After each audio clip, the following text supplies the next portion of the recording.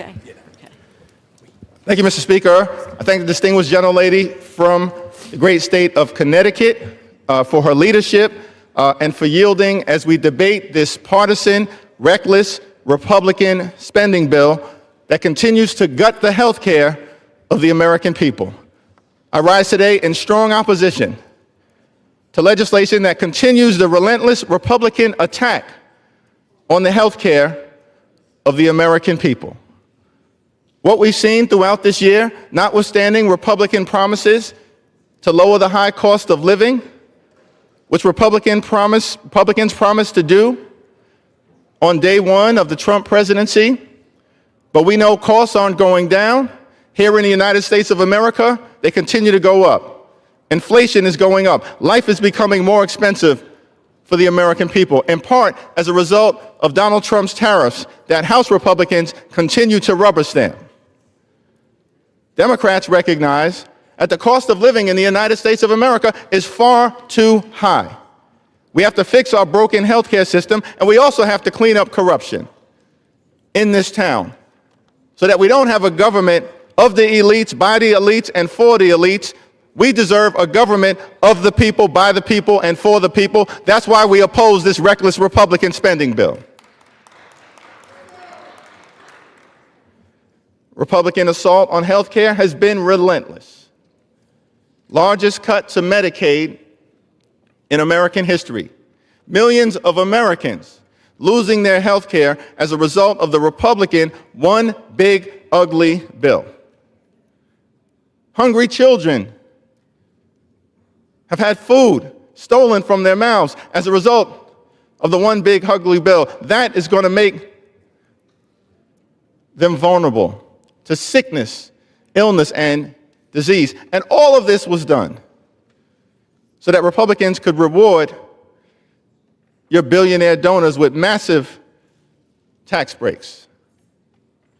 In addition to the unprecedented assault on Medicaid as a result of the Republican one big ugly bill, the American people are confronting the possibility that Medicare could be cut by $536 billion this year, the largest cut to Medicare in American history, as a result of what Republicans have done as part of their relentless assault on the health care of the American people. Premiums, copays, and deductibles are skyrocketing. Over the next few weeks, tens of millions of Americans are about to confront dramatic increases in their health care. Thousands of dollars, in some cases, tens of thousands of dollars in additional expense per year because of what Republicans have unleashed on the American people as part of this unprecedented assault on health care.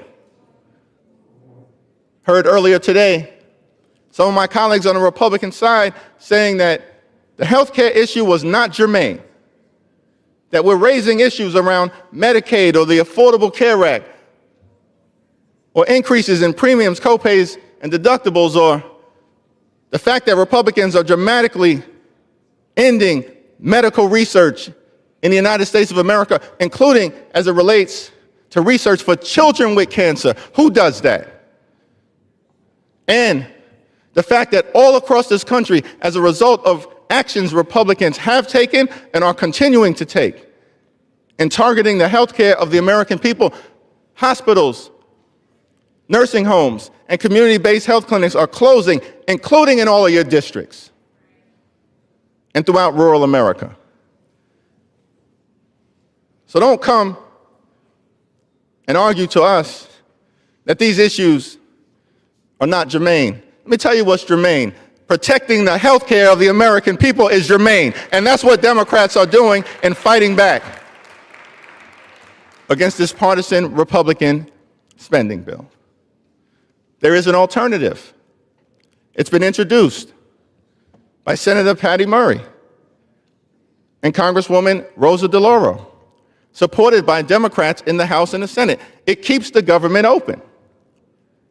It allows for a bipartisan negotiation as it relates to a spending bill that would actually meet the needs of the American people in terms of their health their public safety, and their economic well-being, to actually try and make progress on lowering costs in America, which you promised to do as Republicans, Mr. Speaker, and failed to do.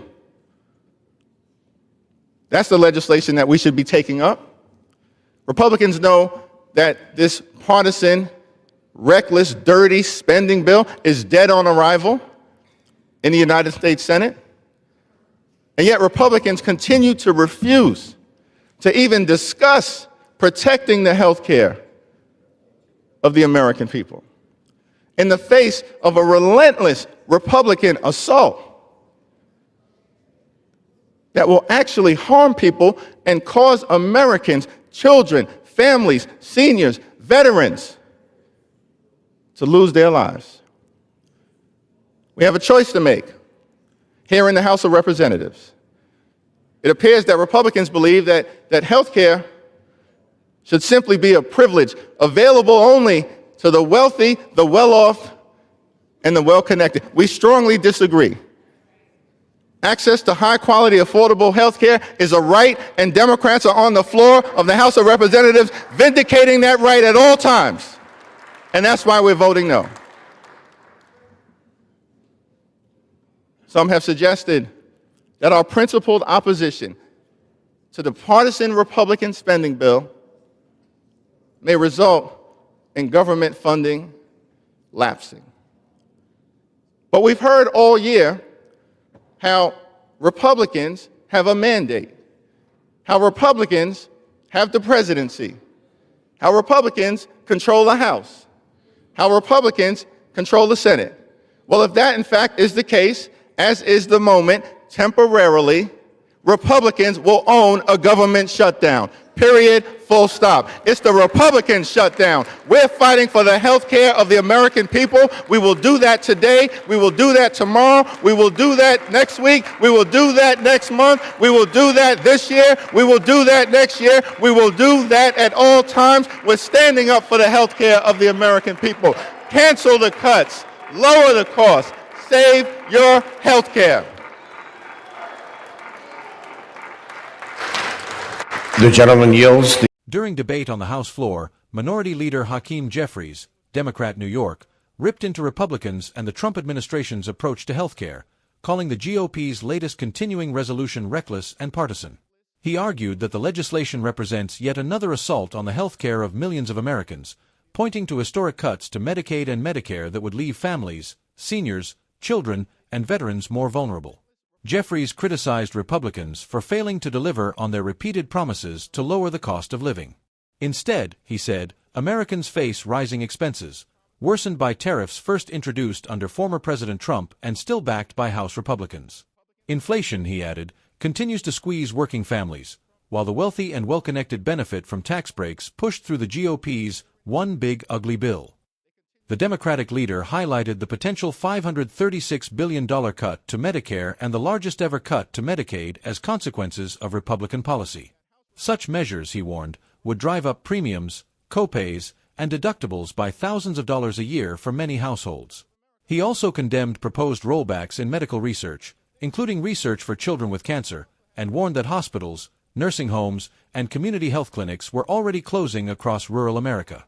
Jeffries rejected the claim from Republicans that health care issues were not relevant to the spending debate, stressing that protecting the health care of the American people is germane. He insisted that Democrats would continue fighting to defend access to affordable care, which he described as a right, not a privilege for the wealthy. As an alternative, Jeffries promoted a Democratic plan introduced by Senator Patty Murray and Congresswoman Rosa DeLauro, which he said would keep the government open, allow for bipartisan negotiation, and genuinely address health care, public safety, and economic needs. He dismissed the GOP bill as dead on arrival in the Senate and accused Republicans of risking a government shutdown. Jeffries closed by declaring that Republicans would be solely responsible for any lapse in government funding, while Democrats would continue to stand firm. Cancel the cuts. Lower the costs. Save your health care, he said, vowing to fight today, tomorrow, next week, next month, this year, next year, and at all times to protect the health care of the American people.